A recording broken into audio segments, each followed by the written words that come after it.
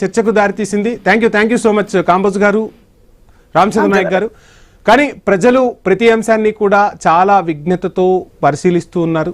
ప్రజల్లోకి రాజకీయ నాయకులు మాట్లాడే మాటలు ప్రజల్లోకి త్వరగా చొచ్చుకుపోతాయి. క్షుద్ర పూజల అంశం తెలంగాణ రాజకీయాల్లో ఇప్పుడు పెద్ద ఎత్తున చర్చ సాగుతూ ఉంటే, రైతాంగం మాత్రం, అదేవిధంగా తెలంగాణ సమాజం మాత్రం రాజకీయ పార్టీలు హామీల అమలు గురించి మాట్లాడాలి, ఒకరిపై ఒకరు సుహృద్భావ వాతావరణంలో ప్రశ్నించుకునే విధంగా రాజకీయ పార్టీలు నడుచుకోవాలనేదైతే చెప్తున్న పరిస్థితి. చూద్దాం ఈ అంశం ఏ మలుపులు తిరగబోతుందో, లీగల్ నోటీసుల తర్వాత ఏ విధమైన అంశాలు మరలా చర్చకొస్తాయనేది మాత్రం వేచి చూద్దాం.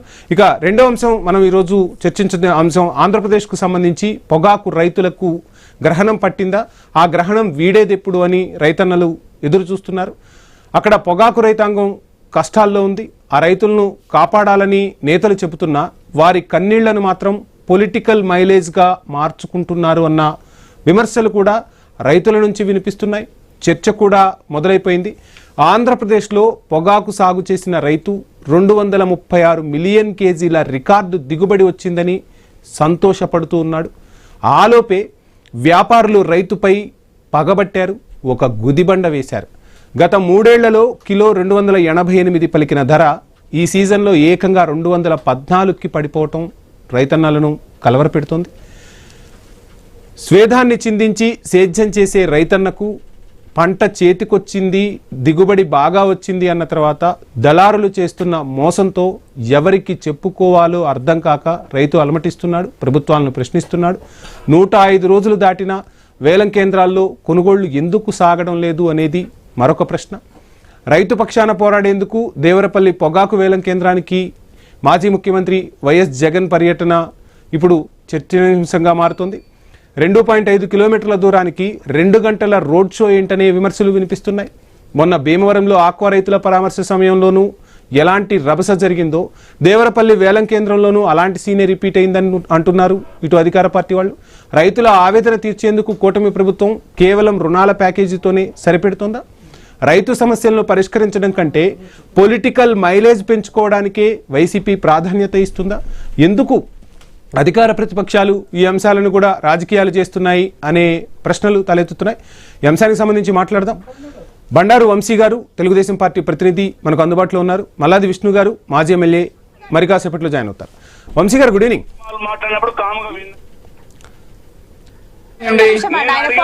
వంశీ గారు, ప్రపంచంలో ఏ వస్తువు ఉత్పత్తి చేసినా ఆ వస్తువు ధరను ఎవరైతే ఉత్పత్తి చేశారో ఆ ఉత్పత్తిదారుడు నిర్ణయిస్తాడు. కానీ రైతాంగానికి ఆ దేవుడు పెట్టిన శాపమో పాలకులు చేస్తున్న పాపమో కానీ రైతు పండించిన పంటకు మాత్రం గిట్టుబాటు ధర తన చేతుల్లో లేదు, మద్దతు ధర తన చేతుల్లో లేదు.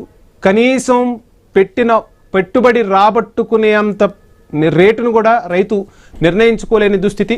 మనందరం కూడా రైతు కుటుంబాల నుంచి వచ్చిన వాళ్ళమే. కానీ ఎందుకు ఈ అంశాల చుట్టూనే ఎప్పుడు రైతు బాధపడాల్సి వస్తుంది? అండ్ పొగాకు విషయానికి సంబంధించి మీ ప్రభుత్వం తీసుకుంటున్న చర్యలేంటి? సార్, గుడ్ ఈవినింగ్ అండి. మీకు అలాగే జాయిన్ అవబోతున్నటువంటి మల్లాది విష్ణు గారికి, ఐ న్యూస్ వీక్షకులందరికీ కూడా. సార్, గత 5 సంవత్సరాలు 2019 నుండి 24 వరకు సీఎంగా ఉన్నటువంటి జగన్మోహన్ రెడ్డి గారు ఈ పొగాకు రైతుల వైపు కన్నెత్తి కూడా చూడకుండా ఈ రోజు ఏదో ఉద్ధరించేసేద్దాం అని చెప్పేసి యాత్రలు చేస్తా, హడావిళ్ళు చేస్తా, ఇవన్నీ కూడా మరి ప్రజలు గమనిస్తా ఉన్నారు.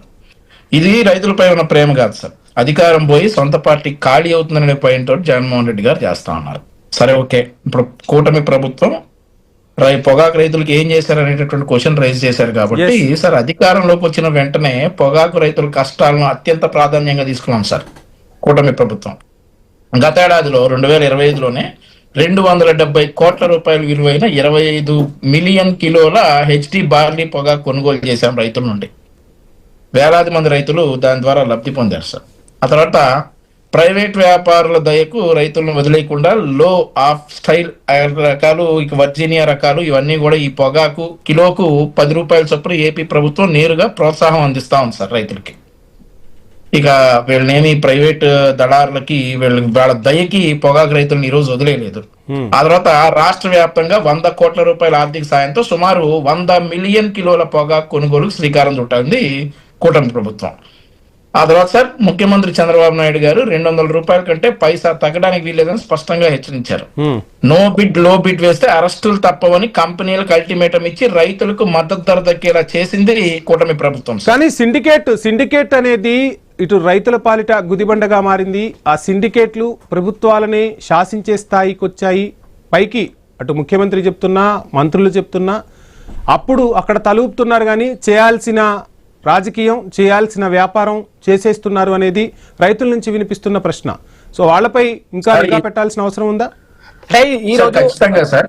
ఈరోజు జగన్ గారు ఎత్తుకునే ఎజెండా కూడా అంటే ఆ పొగాకు రైతుల దగ్గరికి వెళ్ళి ర్యాలీకి వెళ్ళడానికి కూడా టీడీపీ చాలా తీవ్రంగా విమర్శిస్తుంది. కావాలని రాజకీయం కోసమే అలా వెళ్ళాడు అంటే కొద్ది క్షణాల్లో వెళ్లాల్సిన సమయాన్ని దాదాపు 2 గంటలకు పైగా తను ఉపయోగించాడన్న అంశాన్ని కూడా తెరపైకి తీసుకొస్తుంది. దీన్ని ఎట్లా చూడొచ్చు? అదే ఇప్పుడు ముందుగా కూటమి ప్రభుత్వం రైతులకు ఏం చేస్తున్నదనే అంశం మీద మాట్లాడుతున్నాను కాబట్టి నెక్స్ట్ నేను జగన్మోహన్ రెడ్డి గారు ఏంటి, ఆయన ర్యాలీల కథ ఏంటి, అసలు ఈ జనాలు ఏంటి, ఈ కథ ఏంటి అనే దాని మీద కూడా నేను వస్తాను. ఆ తర్వాత సార్ మీరు అన్నట్లుగా నిజంగానే నియంత్రించాలి. ఈ సిండికేట్లు ఏవైతే ఉన్నాయో అవన్నీ కూడా ప్రభుత్వం దృష్టికి వస్తా ఉన్నాయి. ప్రభుత్వం దృష్టికి ఏవైతే వచ్చాయో వారి మీద యాక్షన్స్ తీసుకోవడం కూడా జరుగుతూ ఉంది. ఈ రోజు పొగాకు రైతులకు ఆర్థిక తోడ్పాటు అందించడమే లక్ష్యం సార్. కేంద్రంతో మాట్లాడి ప్రతి పొగాకు రైతుకు 50,000 రూపాయలు వడ్డీ లేని రుణాలను అందించేటటువంటి బృహత్తర కార్యక్రమాన్ని కొనసాగిస్తా ఉంది కూటమి ప్రభుత్వం. మళ్ళీ రాష్ట్రంలో ఎల్నినో ప్రభావం, వర్షాభావ పరిస్థితులు ఇవన్నీ కూడా రైతులు పడుతున్నటువంటి ఇబ్బందులన్నీ కూడా ప్రభుత్వం గుర్తించి కేంద్ర వ్యవసాయ శాఖతో చర్చించి సార్ ఈరోజు ఖరీఫ్ 2020 సీజన్ కి PMFBY పంటల బీమా నమోదు ఇట్లాంటి కార్యక్రమాలు కూడా కూటమి ప్రభుత్వం తీసుకోవడం జరిగింది. సో ఈ రోజు పొగాకు రైతులకు, ఏ రైతుకైనా కానీ పొగాకు రైతులకు కూడా ఈ రోజు ఏ మాత్రం నష్టం జరగకుండా కూటమి ప్రభుత్వం అన్ని విషయాల్లో చర్యలు తీసుకుంటా ఉంది. ఇక జగన్మోహన్ రెడ్డి గారి విషయానికి వస్తే సార్, పరామర్శల పేరుతో అక్కడికి వెళ్తా అంటూ చౌకబారు మాటలు చెప్పి మన గతంలో ప్రకాశం జిల్లాలో కూడా ఈయన పొగాకు రైతులు పరామర్శించడానికి వెళ్ళాడు సార్, మనందరికి కూడా తెలుసు. ముందు 5 ఏళ్ల పాటు పొగాకు రైతులకు చేసిన ద్రోహానికి క్షమాపణ చెప్పి ఈయన దేవరపల్లిలోకి వెళ్లాల్సిందే. 5 ఏళ్ళు. వంశీ గారు, మల్లాది విష్ణు గారు మాజీ ఎమ్మెల్యే మనకు అందుబాటులో ఉన్నారు. విష్ణు గారు, ఏంటి రైతు పేరుతో రాజకీయం చేస్తున్నారు తప్ప నిజంగా రైతుల పాలిట, రైతుల పక్షాన చిత్తశుద్ధి లేదు వైసీపీకి.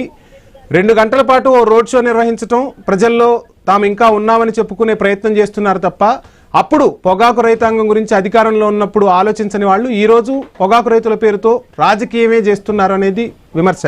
ఎలా చూస్తున్నారు, ఏం చెప్తారు సార్? ఇప్పుడు మీరు ఒకటి గమనిస్తే జగన్మోహన్ రెడ్డి గారు ఏ ప్రాంతానికైనా పర్యటనకి వెళ్తున్నారు అని చెప్పిన తర్వాత అప్పుడు ప్రభుత్వంలో చలనం వస్తుంది. ప్రభుత్వంలో చలనం రావడం అంటే మేము ఇలా పలానా తారీఖున రైతులు జగన్మోహన్ రెడ్డి గారితో సమావేశం అవుతారు, పలానా తారీఖున ఆయన పర్యటన ఉంటుంది అని ఆయన ఒకసారి ఆలోచన చేసిన తర్వాత ఆయన ఒక మాట ఇచ్చిన తర్వాత ఇక మొదలు పెడతారనమాట. కేంద్ర మంత్రి వెళ్ళి 50,000కే పంట రుణాలు ఇస్తాము, వడ్డీ లేని రుణాలు ఇస్తాము. ఒక పొగాకని కాదు, ఆంధ్రప్రదేశ్ లో వ్యవసాయము ఏ రకమైనటువంటి పరిస్థితిలో ఉంది, మిర్చి రైతుల పరిస్థితి ఏంటి, మామిడి రైతుల పరిస్థితి ఏంటి, ఆక్వా రైతుల పరిస్థితి ఏంటి, అసలు 67% మంది వ్యవసాయంపై ఆధారపడిన రైతులకి అండగా నిలవాల్సినటువంటి ప్రభుత్వము పొగాకు వరి నుంచి పొగాకు వరకు అసలు ఎక్కడా కూడా ఏ దానికి కూడా గిట్టుబాటు ధర లేదు సార్. కానీ కూటమి ప్రభుత్వం అధికారంలోకి వచ్చిన మొదటి రోజు కూడా రైతులకు అండగా ఉంటుంది.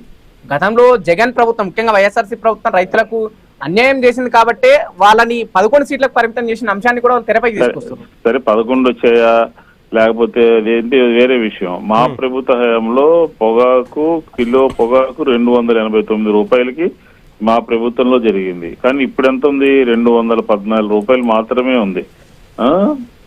దానికి ఎవరు కారణం? ఇప్పుడు 236కి పడిపోయింది అంటారు. 326 నుంచి ఇప్పుడు 236కి పడిపోయిందని అంటున్నారు.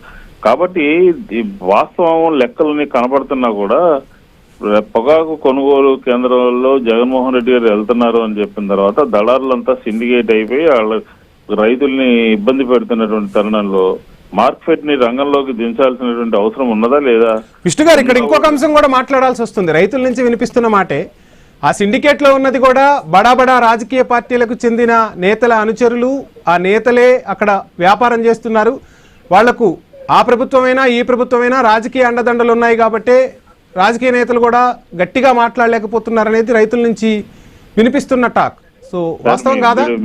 మీరు మాట్లాడినట్టు మేము గట్టిగా మాట్లాడుతున్నామా లేదా, రైతులతో సమావేశం అయ్యామా లేదా, ఈ రోజు వాళ్ళు వెళ్ళి పరామర్శించామా లేదా, పత్రికా విలేకరుల సమావేశంలో ఈ ప్రభుత్వాన్ని గట్టిగా నిలదీశామా లేదా, కానీ సొల్యూషన్ వస్తుందా? సొల్యూషన్ రావాలి. ఎవరు చేయాలి? ఎవరి చేతిలో ఉంది? సొల్యూషన్ వచ్చే వరకు పోరాటం చేయాలిగా. ఒక రోజు వెళ్ళి పరామర్శించి అక్కడికి వెళ్ళి వస్తే అయిపోయిందా? ఆ తర్వాత కూడా పోరాటం జరగాలనేది రైతులు చెప్తున్న మాట. కానీ విష్ణు గారు పరామర్శను కూడా రాజకీయంగా వాడుకుంటుంది. నన్ను మాట్లాడిస్తే ప్లీజ్ కంటిన్యూ. కాదు ఇప్పుడు ఒక రోజు అసలు వెళ్ళటం అంటూ ప్రారంభించిన తర్వాతే కదా ప్రభుత్వాలు కదిలేది. ప్రతిపక్ష నాయకుడు వెళ్తే ఇది రాజకీయం అయిపోతుంది, రైతులు దూరం అయిపోతారు, మనం పని చేయాలి అని చెప్పని ప్రభుత్వం దిగి వస్తుంది. ఆ రకంగా దిగి రావాలి. ఈ రోజు మేము వెళ్ళాం కాబట్టి అచ్చెన్నాయుడు గారు వచ్చి ప్రెస్ కాన్ఫరెన్స్ పెట్టాడు. అలాగే నాగిరెడ్డి గారు స్టేట్మెంట్ ఇచ్చాడు. ఏమని, మేము రైతులకు సంబంధించి బహిరంగ చర్చకి సిద్ధంగా ఉన్నాము, ఎక్కడికైనా వస్తామని చెప్పని. మార్కెట్ ని రంగంలో దింపాలి, సున్నా వడ్డీ పథకం రద్దు చేసి ఇప్పుడు కొత్తగా ఇస్తున్నామని చెప్పాను. ఒకటి కాదు, అన్నదాత సుఖీభావలో ఇలా రకరకాలుగా రైతులకు సంబంధించింది 2 సంవత్సరాలుగా ఒక రకంగా చెప్పాలంటే అన్యాయం జరుగుతూనే ఉంది. జగన్మోహన్ రెడ్డి గారు 3 గంటలు వెళ్ళాడు, రాజకీయం చేస్తున్నాడు, జనాలు వెళ్ళారు, రఫ ఆడారు అని ఇవన్నీ ఏంటంటే తప్పించుకునేటటువంటి మాటలు. ప్రభుత్వము రైతులకి మేలు చేయాలి అంటే ఏ రకంగా చేస్తుందో ఒక వైట్ పేపర్ ప్రకటించమన్నాడు ప్రభుత్వాన్ని. ప్రభుత్వం రైతులు మా దగ్గరికి రాకపోతే, తాడేపల్లి వచ్చి మా దగ్గర మొరపెట్టుకోకపోతే మేము వెళ్ళం కదా. మా టైంలో 289 ఉంది, ఇప్పుడు 214కి ఎందుకు పడిపోయింది అని ప్రభుత్వం సమాధానం చెప్పాలి కదా. విష్ణు గారు ఆన్సర్ తీసుకుందాం.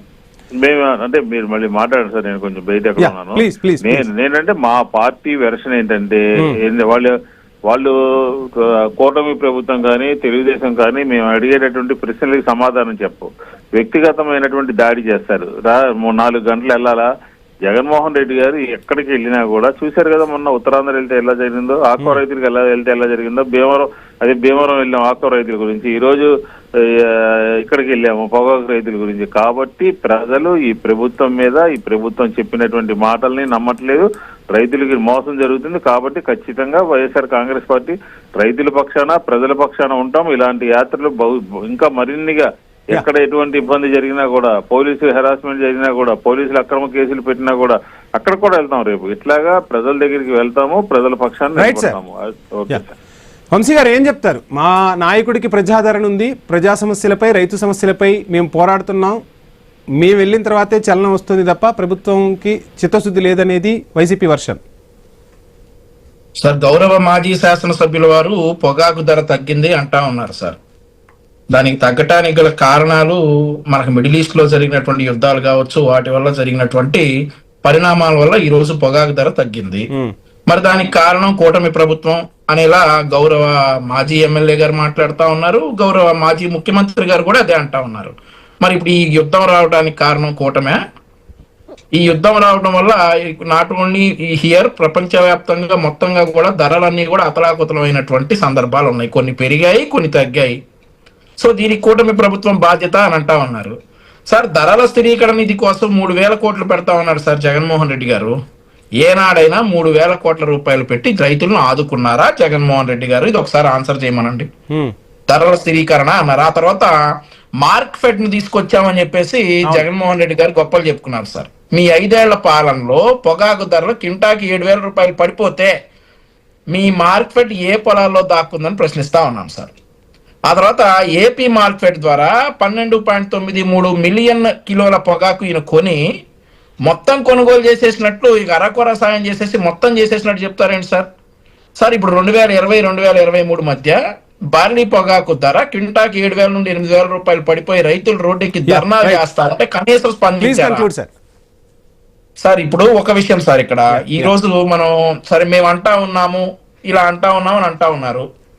జగన్మోహన్ రెడ్డి గారు ప్రజాదరణ అది అని అంటా ఉన్నారు సార్. ఇప్పుడు ఆయన రావటానికి 2 కిలోమీటర్లు రావటానికి 4 గంటలు 2.5 గంటలు పట్టిందని అన్నారు మీరు. వెళ్ళిపోవడానికి ఎందుకు సార్ 5 నిమిషాలే పట్టింది? అంతే టైం పట్టాలి కదా.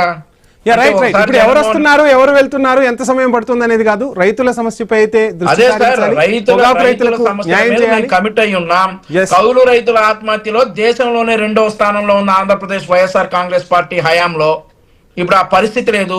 వైసీపీ పాలనలో చనిపోయిన రైతుల్లో ఒక్క రైతు Please conclude. కుటుంబానైనా జగన్మోహన్ రెడ్డి గారు అదే సార్ ఒక్క రైతు కుటుంబాన్నైనా పరామర్శించారా? ఒక్క పులివెందుల నియోజకవర్గంలోనే 20 మంది కౌలు రైతులు రైట్ రైట్ ఇక్కడ రాజకీయ విమర్శలు కాదు కావాల్సింది రైతాంగం పట్ల చిత్తశుద్ధి కావాలి. రైతాంగం అధికార పట్ల, ప్రతిపక్షాలు ఇద్దరూ రైతాంగం కలిసి పట్ల మేము ఒక clear గా సమన్వయాన్ని చెప్తున్నాం. వెతికే ప్రయత్నం చేయాలి. Thank you so much Vamshi garu and Pawan Malladi Vishnu గారికి కూడా థ్యాంక్ యూ సో మచ్. ఇది వాళ్ళ అజెండా. మరో అంశంతో మళ్ళీ కలుద్దాం. Stay tuned.